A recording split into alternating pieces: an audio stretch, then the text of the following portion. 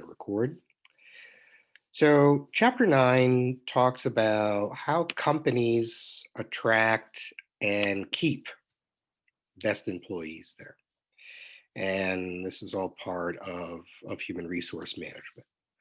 So, human resources as a general term is really talking about labor.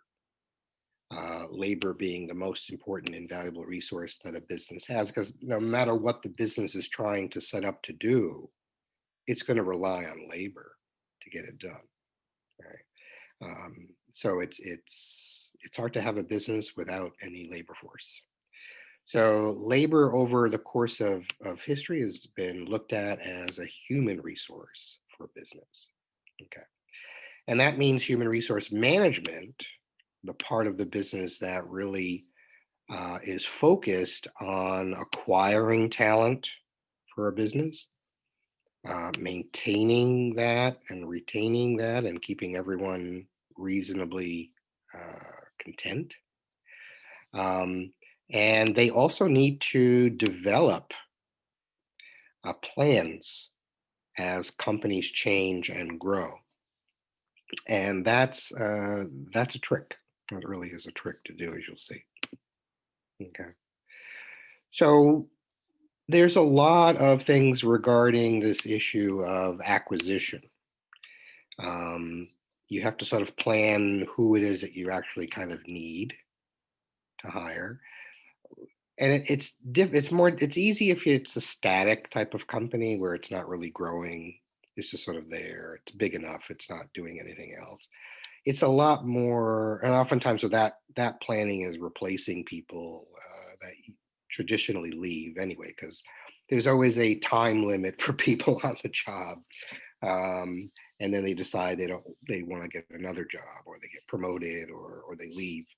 So this is called the attrition rate. There's a natural attrition rate on every employer. There's a natural progressive, a certain percentage of the workforce at any job or any employer is going to leave. Okay, sometimes it's a very, very small percentage. Sometimes it's a very, very high percentage. That is dealing with something called attrition or turnover. So we have to plan for all of that. It gets a little bit more tricky when the company is growing, right? When the company is starting to grow, and you need to have not just plans to manage the attrition for the companies, the sites that you already have, but as you grow, because you're adding new stores, for example, you need to staff all of that plus plan for attrition. So there's always a turnover. There's always companies that are always hiring, because there's always people who have these jobs that leave. There's always a percentage of them. And so that's one of those types of things that is part of that planning. It makes it a little bit different. Human resources management is also responsible for all the activities that lead to hiring people on the job, hiring new personnel. So there's quite a lot to it. Okay. So in terms of planning, human resources has a lot of things that they need to look at. 5 very specific activities are listed here. Okay. One is the planning of what is the firm's future needs for labor. Okay. And again, if a company is already kind of established and that's it, they're not growing, it's a little bit easier to do, because a certain percentage of people are going to quit, you know, and you need to replace them. And so there's always people in the pipeline. They're always looking for other people that come in to take their place. It's more difficult when the company is in a growth phase. So I'm thinking companies that are still popping up all over the place. Like I'm just going to pick Chick-fil-A only because I like their food. Um, and they've been popping up all over the place except in the Hudson Valley. But they're all over Connecticut, they're all over New Jersey, they're coming there's places in New York, but there's not a lot of them. And so what happens is you have companies that need to establish a restaurant and staff the restaurant. And there's within any restaurant, there's always a turnover. There's always a bunch of people that come in, they last for a few months or longer, and then they leave. They don't like it anymore, whatever. That's a normal turnover. But you have to plan for that. But now you have to plan for the fact that you want to open up another restaurant. And you need a whole new staff for that restaurant, in addition to managing the turnover. So that's the hardest part of this, is the planning for all those needs, which is why some companies are always advertising for new positions. And you had mentioned in our talk prior to the slideshow that some of you have answered ads, have applied for jobs online, and you haven't heard back from them. Part of that is a part of it is this looking for future needs. Another part of it could be that before a company decides to open up a restaurant or a business in the Poughkeepsie area, say, or in Dutchess County, they need to make sure there's a workforce here. They need to make sure that there's an available workforce to staff the positions they need to open up a store here. So sometimes they will advertise for various jobs because they're planning ahead to open a store in the future. And they want to see how many people respond to that advertisement and apply to see, do we have enough people who could be managers? Do we have enough people who could be cashiers? Do we have enough people to be doing, stock or whatever, if it's a retail store, for example? They need to know that before they open up a store. So that might also be what you're looking and experiencing. The second thing that they do, we talked a little bit about in the last chapter, is job analysis. What is the exact nature of each position? What is it that they do? And what does the person that we want to hire, what background do they need to do this job? Is a high school diploma enough? Do they need any job experience? Or do they, a little bit, none, a lot of job experience? Do they need any specific skills? They need to be technologically literate in manufacturing or in spreadsheets or some type of thing. They look at the exact nature of the positions, what needs to get done, and what every person, their background needs to be to do that job. You need a bachelor's degree or high school diploma. Do you need 2 years of experience in customer service, or do you need 10 years experience as a top level manager, right? So all of those types of things are part of the analysis. Another thing that they do is, now that they figured out what their plans are and what jobs there are that they need, then they start looking for people. Because now they're ready to hire. They really want to hire people for those particular jobs. They've done all the planning and all the analysis. Now they actually are acting. So attracting people to apply for various jobs is, one of those types of things that's changed a lot because of the use of the internet, social media, other types of sites that are available where you can actually target people that you really need, and so that becomes useful in attracting folks. Once you have all these people that are applying or send in their resume, well, how do you select the ones that you're going to interview, right, and for hire? So there's a whole process of sitting down and deciding, okay, we have 100 resumes in front of us for these 5 jobs. How do we rank them? How do we rank them from candidate number 1 being the person we would hire in a heartbeat, to candidate number 100 who probably wouldn't be qualified to do this type of job? So you have to have a system of selection. How do you choose people to even bring in to hire? You can't obviously bring all 100 people in to interview for a job. You have to be more selective than that. So there might be a lot of people who are qualified to do the job, but they don't get actually selected for interviews because there are other people, other candidates um, in that application pool that simply have more or better qualifications for the job than you do. So it doesn't mean that you're not qualified, even if you apply for a job and you don't hear back from them. It just means that you're one of, in some cases, hundreds of applications that went in, and they had to somehow rank them. And even though you were qualified, your ranking wasn't among the very, very top. And so they didn't bring you in for an interview. So don't get discouraged about that. Just keep applying, because that's how it happens. So they have to choose, and then they sit down and interview folks. Interviewing is an interesting type of thing, because it's not just about the qualifications on the piece of paper, right? It's not that you have, okay, education, check. Work experience, check. Certain skills, check. Okay.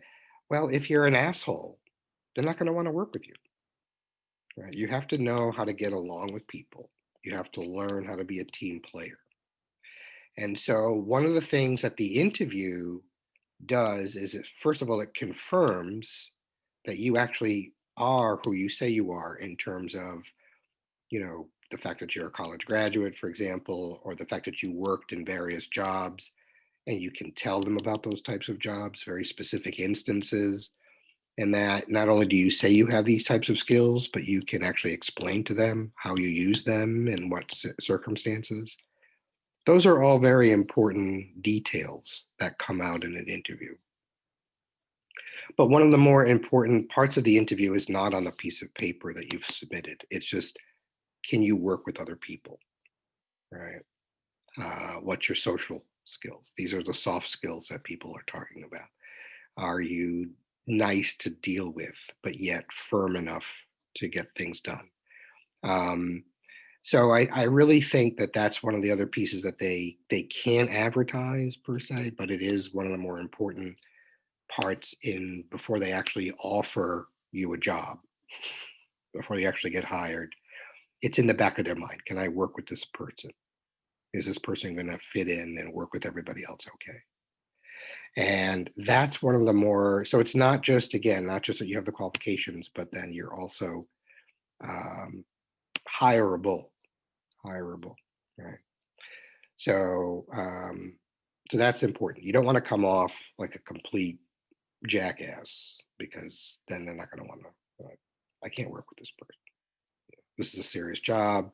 We need someone who's going to get along, and this person doesn't seem like want to get along with anybody. So nothing's going to get done. Remember, ultimately, businesses need to get stuff done. You're being paid to produce. You're not being paid because you're well qualified to sit in a chair. You're being paid to get things done. So, can you get things done is one of the most important questions that they're looking at. And because you have to get all those things done with other people, that's an important question. Right? So, oftentimes, the most qualified applicants are the ones that they want to hire. Okay. Again, that soft skill is important. When they hire people, of course, they have to make sure that that they're going to say yes. They're not going to be interested in going through all this process. Look at the process so far. Lot of work. They're not going to go on through all this process for people to say no. So that's part of where compensation and benefits plays a role. How can we make it as attractive that the most qualified people are going to want to work for us, because we offer them very competitive salaries and benefits to work for us here. And that's important. That's important. And then once they do hire you and they bring you on, your first day, first week, how are they getting you acquainted with the firm? That's what orientation is about. How do we introduce this new person to people that are important, and to how we get things done here? These are the folks you're going to be working with. This is how we get things done, right? These are our managers. This is what they expect. This is how they work with us. This is the attitude and the environment that they've set. This is how you have to work in that particular environment with these expectations. So, and there might be some training. We're going to need to sit you down with this expert to show you how this particular software works or how we do this with this, uh, technology of some sort. All that's part of orientation as well. The idea is to get people acquainted enough that they can go ahead and use the skills in their experience to get things done. So we always want in HR management, they always want to encourage employees to stay. They don't really want employees to leave because they've put, as you see that list, they've put a lot of effort into selecting you to be part of their team. Right. So they want people to remain as long as possible, and they want them to be able to work effectively while they're here. And so one of the things that HR has is programs that sort of help that out. So there's employee relations. Um, they talk to you about job satisfaction, how to communicate, fair treatment, things like this.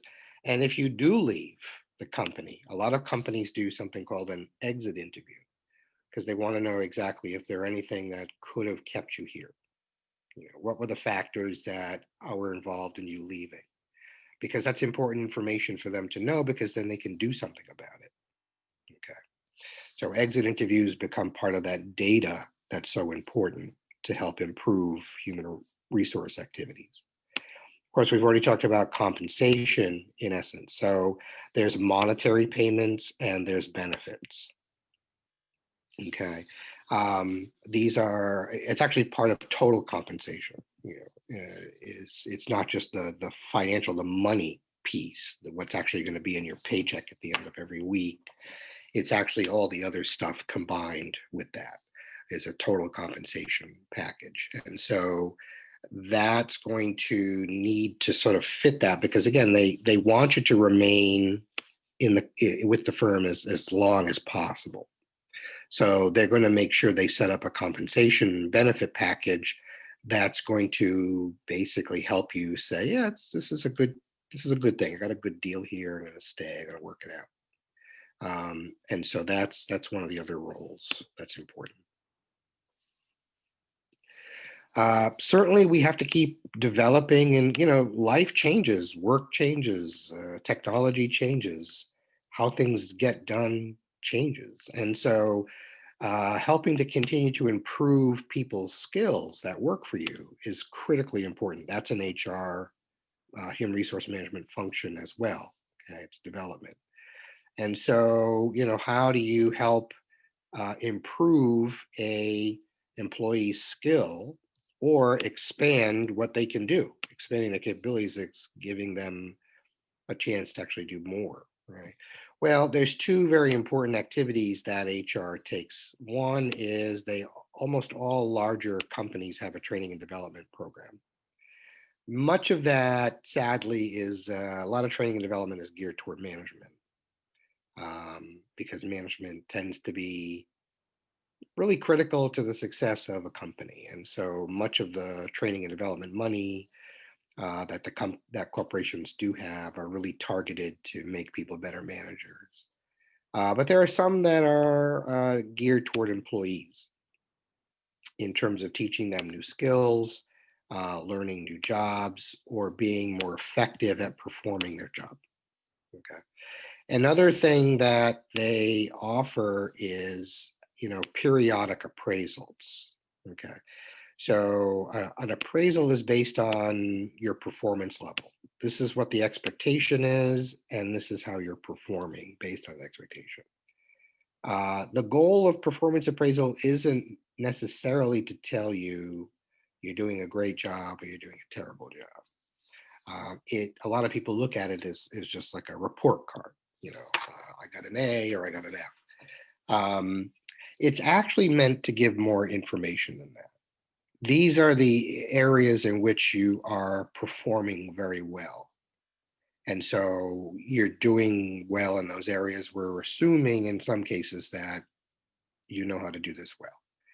In the areas that you're not performing as well, is there something the company can do to help you perform better? That's why it's hooked up with the training and development piece. Is there a way that we can get you to be better at your job? So these particular things, these areas of your job functions that you have to do well, you can improve. That might mean setting you up with a mentor. It might mean more skill development if it's a technical related type of job. There's many things that a company can do to help bring you up to speed. And they shouldn't be giving up on you right away. Okay.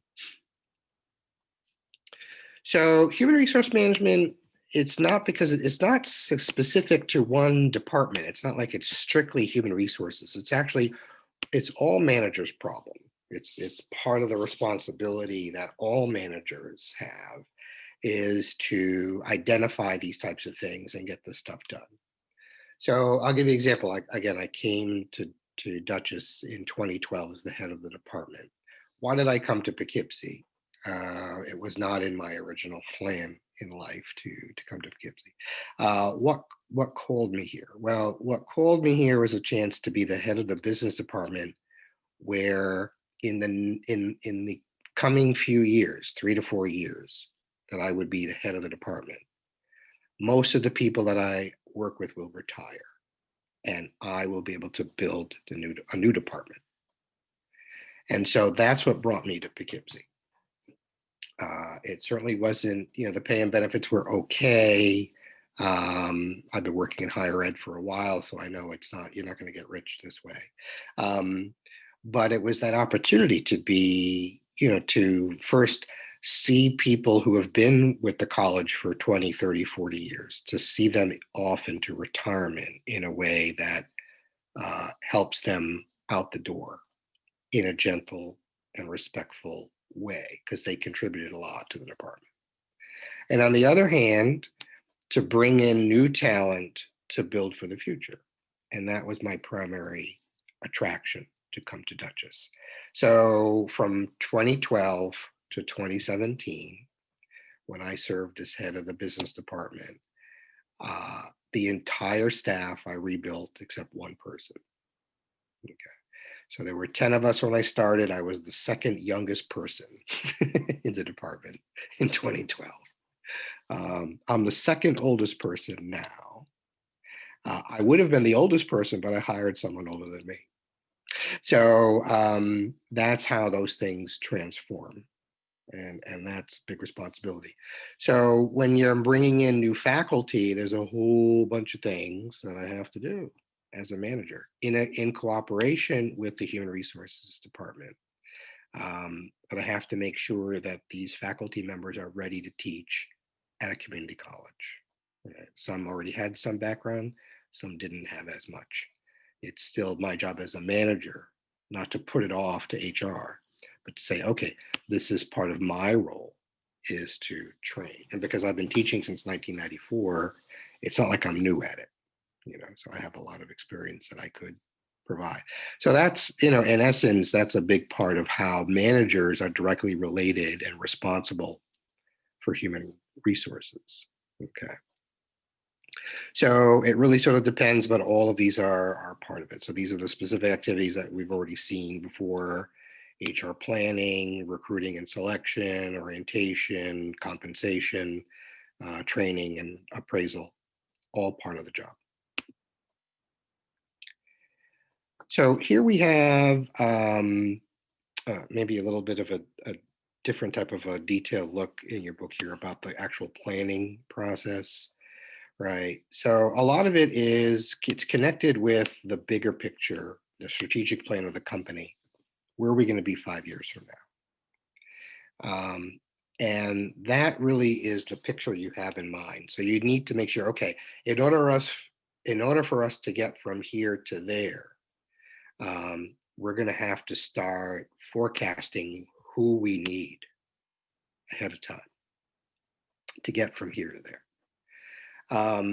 And that's a part of that planning part is also a function of management.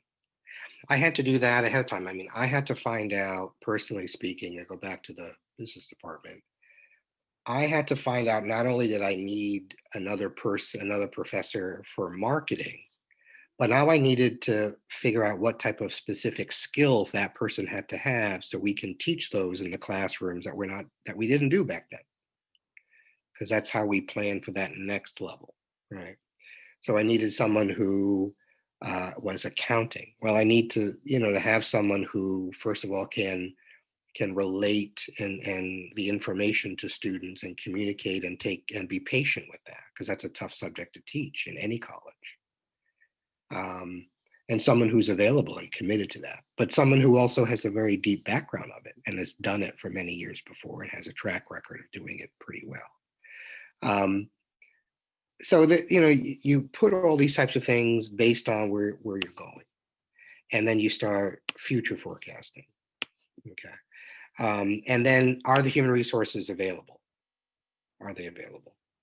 I will tell you that there are, because we've had job searches during my time as department head for every area, marketing, management, accounting. I will tell you that the availability of accounting professors is very low. There are just not that many accounting professors out there to hire, um, because they all have jobs and they're all happy with all that stuff, so they don't want to teach. Um, so it's a very, very hard recruiting um, an accountant to teach. So you pick with what you've got. I mean, you're not left with all. You're not given all the great fruit on the tree. There's fruit on the tree, but you got to find the one that fits the most. It's just the opposite with general business and management and marketing. Tons of people apply, and that's when it gets really tricky. That's when it gets really tricky. So then it becomes the skill sets that you need, the experience that you need to kind of move things forward. So the availability of people is really important. There's not a lot of, for example, we had the college had a fire science program that basically is closed because we cannot find a fire science faculty member to run the program. Period. None. Zero. Um, you can't have a program without someone running it. And if there's just nobody available because they're all busy, they all have other opportunities. Um, it's hard to have a program. It's hard to have you know, anything without people to do it. That's how important human resources are. Okay. Then you do as much as you can to match supply with the demand. Um, it's always hard to hire nurses as faculty because nurses are quite busy, as you know, particularly these days. Everyone in healthcare is quite busy. But to hire them as a faculty member is extremely difficult. So oftentimes because the supply is very, very low compared to the demand, you might need to offer them a higher than average salary to bring them on board. Um, and it's hard because no one's going into teaching because they have high salaries. Teaching does not pay a lot of money compared to actually doing it, for a business organization. Okay, so that forecasting is really critical. It's based on the strategic plan. It's based too on the fact that that a few years from now, the technology is going to be very different than it is now. So you really kind of need to sort of understand that whoever you're bringing on board, there's going to be new opportunities. And so you want someone who is not so stubbornly fixed on one thing, that they're actually open to doing many, many different things. And so someone who has good skills in one particular area that can be transferred. You heard about transferable skills. Those are very, very important. Those are very, very important. Because one thing that we know for sure is the only truth is change. Right? Next year is going to be, this year's changes are different than last year. Next year, there's going to be even more changes. And so those changes affect everybody and everywhere. Businesses have to always respond to those changes.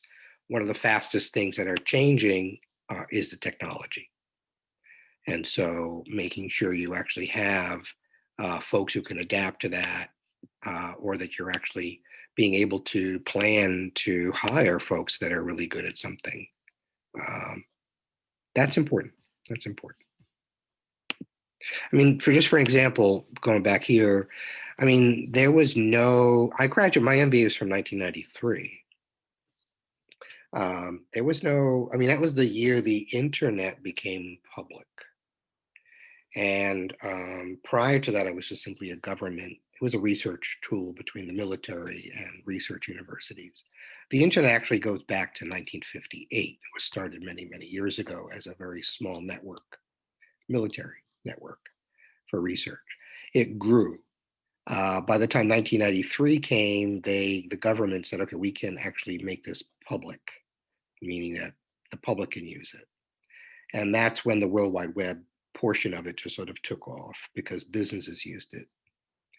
Um, so therefore, when I graduated with my MBA, which is a degree a lot of people want to get, I had no idea what the internet was. I had no idea what www anything meant, because it was all new.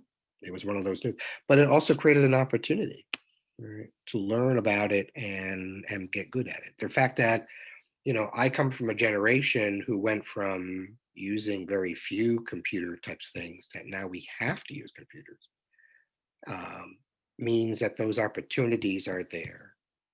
And some teachers, as they get older, they don't like to deal with technology. But you also know that limits the opportunities that they have. For me personally, I hate to make this about me, but I just have so many good examples in this case. I took to the online piece. I took to online development. Back in Massachusetts, we had the first online program in 2006. I went to an online university before I came to Dutchess. Dutchess is way behind the curve. The fact that we're doing all this is good because I think it has to be forced on some people to do it. So, it's all those types of things kind of balled together. These opportunities are going to happen in your life too. And you have to sort of understand that you have to change with that. You have to be open to those types of things and learn new things because that's going to help you with broader job opportunities. Okay, so when they forecast the supply, they're looking at a couple of things. First of all, they have a replacement chart, key personnel, and possibly replacing them with folks within the firm. So in our other types of things, they're looking at hiring from within, and that's important. Who can step up? Who can step up? That was one of the things that I did when I hired people, is who could step up in the role of department chair, because I wasn't going to be a chair forever. And so I needed to hire people who could replace me and in that role. So part of it, that's a replacement chart. And the other thing is you're always going to need to make sure you understand what skills are necessary for all the employees. So that skills inventory is a big part of it. Sometimes it's very hard to match supply and demand of workers. Supply and demand is of workers, what you need. Sometimes you need to, there's a lot of times there's more demand for workers than there's supply of workers. So what do you do when you really, really need nurses and there's just not a lot of nurses out there? What do you do when you really, really need tech IT people when there's not a lot of IT people out there? That's the demand and supply type of thing that they're talking about here. So that means that they're going to have to be more aggressive at recruiting new employees. That might mean higher salaries, better benefits, other types of things to get people in, because simply if you don't grab them, someone else will, and there's a limited supply. Right? So sometimes there's just a lot of employees that want to do certain work, and there's just not that much demand for that particular work. And so this happens as the economy changes, which means that in some cases, when businesses are experiencing a slowdown, they have too many employees, right? They have too much of a supply, and they have no demand for that amount. So sometimes firms have to reduce the workforce. They do so in a number of different ways, right? They can lay people off. They know that a certain amount of people are going to quit anyway. That's the attrition rate, because we know everywhere you work, there's people that start and they don't, a few months later, they're gone, you know, and that's attrition. It's just a natural thing that happens on a lot of jobs. You can offer early retirement to say people, yeah, you're a little older, you're close to retirement. We're going to give you a nice big fat paycheck to leave, um, and you don't have to work for it. So early retirement incentive there. Um, some cases you might have contracts with. There's a lot of contract work. Simply buy out the contract and send them away. Or of course you can fire people, which is necessary at times. It's necessary at times. Also, one thing to remember is if there's a large supply of people that want to work at a certain with a certain thing and there's not that much demand, wages stay very, very low, right? Because you have so many people that could come in and do the job, uh, and there's just not a lot of demand for it at the time. So you can keep wages very, very low if you're an employer. Um, and that's another part of this little thing that I'll add to it as a little bit of insight. It's very important to make sure that your workforce represents society that you live in, represents the city, the state, the area that you live in. So what we call cultural or workplace diversity is a topic that basically says, look, um, if you live in an area that's very, very diverse, meaning you have, um, sort of a large population of, uh, or an equal number population of, with Caucasians and Asians and Hispanics and African Americans, then if that's the neighborhood, if that's the area you work in, that your business is in, when I walk into your store, it should basically look very similar to your area, to your neighborhood, to your city, um, and that's important. That's really, really important. So that's one thing to think about in hiring. Another thing is you're going to have to understand that you're hiring based on qualifications, right? You need people with a certain level of education, skills, and experience. And they're going to come from a variety of places because you know, we have a globalized workforce. We also have, our country uh, is an immigration country. You know, my relatives, even though I was born here, that still doesn't necessarily make me a native, because my family heritage goes to Portugal.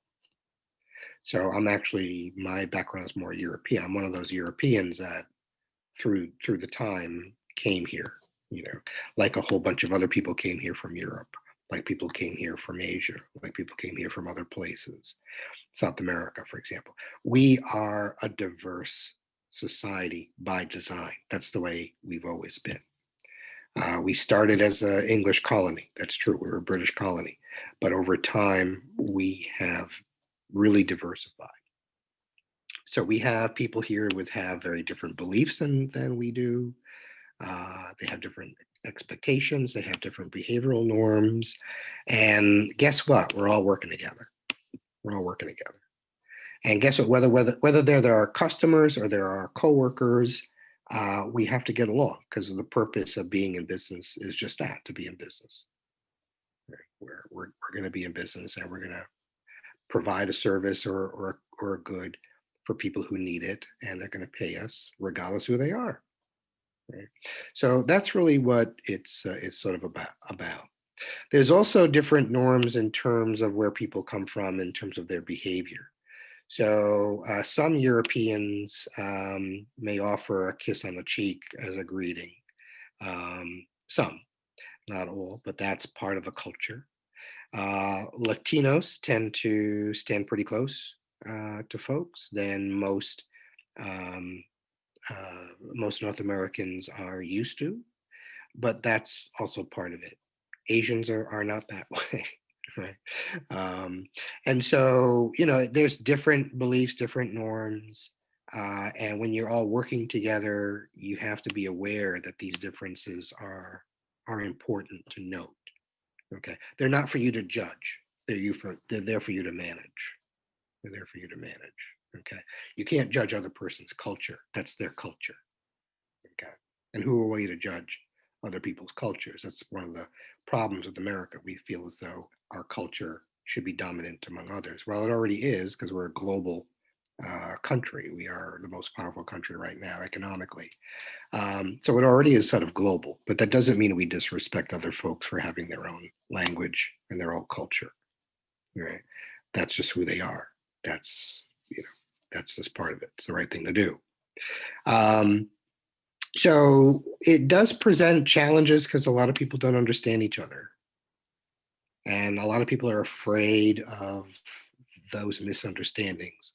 We're still, as you've seen in our country, sadly um, over the course of the last several years, particularly, but certainly over the last, well, ever since we've started the country, there has been challenges with different races, different religions, different other types of things. Um, and that poses a huge challenge because sometimes people are taught that those differences are bad. And that if someone is not acting in the same culture, being in our country, they're not supposed to be here. And it's a very first, it's a very bad message to send to a younger person, but I know those messages are out there.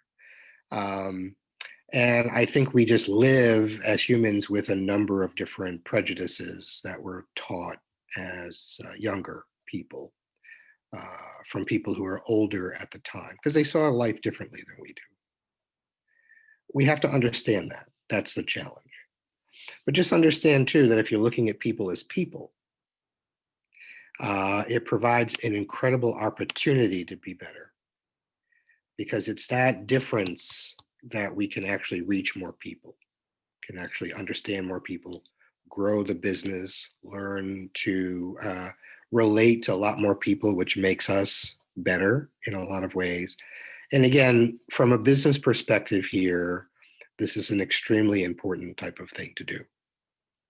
And while I'm talking about it, in business, you could never, ever, ever do or say the things that, in many cases, the president has tweeted, President Trump has tweeted about various cultures. You can never, ever do any of that stuff in business. Never, never, never, never. You will be fired. It is just not acceptable because that's not the purpose of business. The purpose of business is not to judge other people or to politicize various things. Politicians might do that. We don't do that in business. Okay. In business, we respect everybody else because everybody else could be a customer, could be a coworker, could be a partner. And that means more productivity. That means more opportunity. That means more profitability. That means a whole bunch of other types of things. So you got to keep your eye on the ball. Okay. And that's one of those. I will just say that and leave it be. We have to look at these things as opportunities. One of the benefits of America, one of the greatest things about America is that we are a melting pot. We have one of the biggest economies. We have the biggest economy in the world, not because we hate diversity, because it's diversity that made us this way. It is. Just the way that's the truth of it. It's the reality. So I'm going to end with this, with these tables here today. So some advantages of this diversity, obviously, um, there's economic measures. Certainly, if we don't integrate people um, into it, it's gonna be a hurdle for companies to have. So we have to basically learn that there are certain costs that are involved with increasing diversity. It's actually better for companies to do this very, very well than to do a poor job at it. If you actually hire culturally sensitive people and train workers to be more culturally sensitive, your business is going to be better off. Okay, you're going to end up being you might spend a little bit of money up front on doing that, but the payoff will be better cooperation, better productivity, better profitability, better relationships, etc. You'll overcome all of those types of things. Okay. We've had some companies have developed certain reputations as being either favorable or unfavorable to employees who have normally been sort of on the outskirts. So again, many companies started as all male because remember, prior to the women's rights movement and the civil rights movement, the only people who had rights of ownership and rights to work for money were white men. So a lot of particularly older businesses or traditional businesses have been based on that. So what happens when you need to increase your workforce? You need to hire people, and you hire people that are different than you. Well, that's basically you either can do a really good job at it, or you can do a very bad job at it. And so you might be a company that's very favorable in terms of employing women and ethnic minorities, or you can be a company that just hasn't learned how to deal with that because you hire them, but they feel like you don't like them, that they don't fit in. You haven't accepted them. Yeah, you work for them, but that's it. There's nothing else there. That's really not a good way to build a team. That's really not a good way to foster a good culture within a business. Because in order for the business to grow, everyone has to feel a part of it. And if you're not making people feel a part of it, well, you're hurting yourself. You're hurting yourself. And so there are certainly employers that have very unfavorable ratings. Some, again, that have the best reputations will have the best personnel. The others, I mean, we can look at it as, Darwin, survival of the fittest. The companies that are going to attract and retain the best personnel because they offer a sensitive environment, a favorable environment for cultural diversity, are going to be the ones that are still going to be around 20, 50 years from now. The companies that can't do that, how are they going to survive? Right? A few of them might survive, but a lot of them are going to go out of business because they can't compete with everyone else is doing it right. So it's a big issue. It's a big issue. Certainly marketing, again, we have to understand that culture and that sensitivity to various cultures should improve marketing efforts. And we've seen a lot of that. I mean, there's quite a number. I've noticed a larger number of commercials that include LGBT characters in them. A whole lot more than ever before. I don't remember a time when I've seen so many commercials on television that have that. And so I think that's another type of cultural sensitivity that's there. But you also see a lot more companies using um, actors and spokespeople of color, um, and I'm talking, black, brown, etc., as main characters in their marketing, even as the face of the company. Right. So I think those are all very important, and it's an embrace of different cultures that allows that to happen. You also have to allow these employees to start getting into more positions within the company.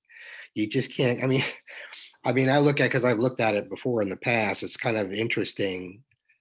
My old college in Massachusetts still had, because I did this as part of my graduate school. At one point, I was in a doctoral program. Um, I looked at the organizational structure of the college that I worked at the time. And I noticed that every single administrative assistant was female. I noticed that, white female. I noticed that most of, if not almost all of the household staff, the folks that did the janitorial and cleaning of the properties, were almost all minority women. Um, so I thought it was very interesting that we tend to, yeah, well, we're open to cultural diversity, but let's put them all in the cleaning department, or let's put them all in the factory, and not have any in the office. That's not cultural diversity. Okay. That's still part of segregation. Just because you're hiring someone, but you're keeping them separate from everything is just not a way to say you're sensitive and you're committed to all of this stuff. Um, the best thing is to make sure that there's a wide array of positions within the company that are represented by various groups. We're not saying, just hire them for the sake of hiring. No, of course they have to be very well qualified, but you have to have that commitment to cultural diversity. I think it's last slide here. You want to be creative. You need to understand that you need to improve on the past. And you're going to have a diversity of different perspectives, and you're going to have much less emphasis on a conformity of norms of the past.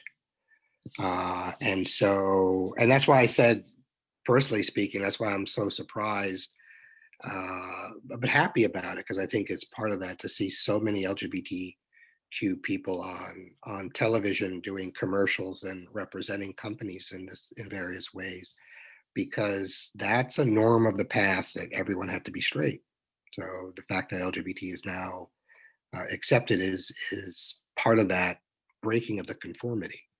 Another thing is, companies that are basically white, right? You have to have that diversity to help, and I think it's important to break those norms, to break those norms, um, and that's part of that creativity. Um, People are really good at solving problems when there's a whole bunch of perspectives that are included. You make better decisions when you have more options. And people are going to think differently than you are.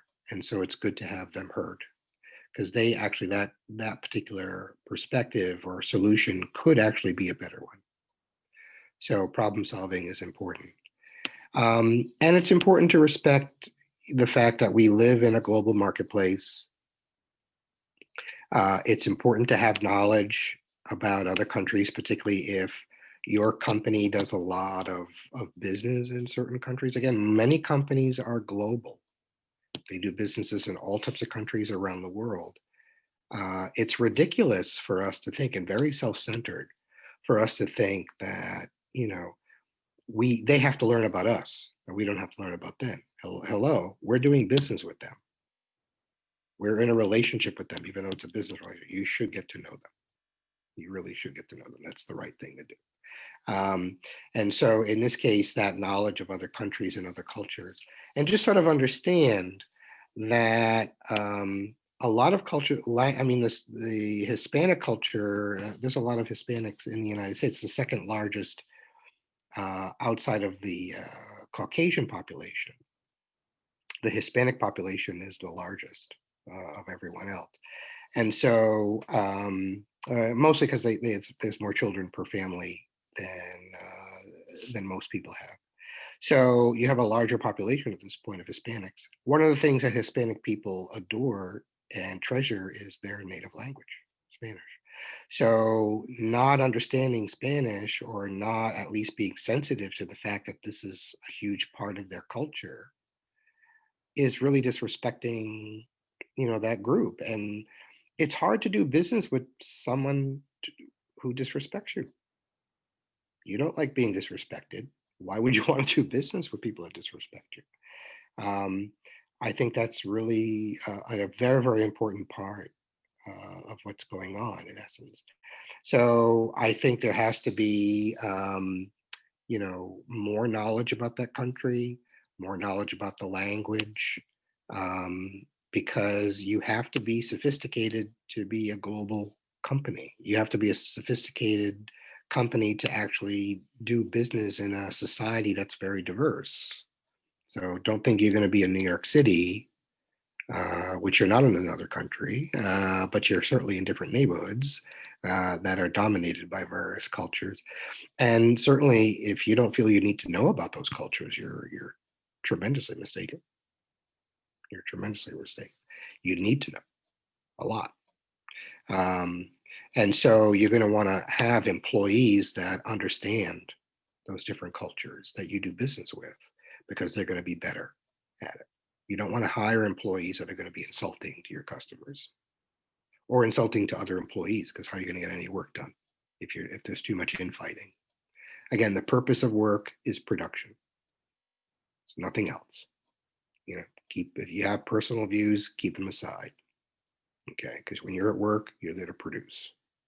In order to produce, you're going to have to work with everyone who's different than you. So if you can't accept that, you probably don't want to work there. Right? But that's the reality of work today. And that's a big part of HR.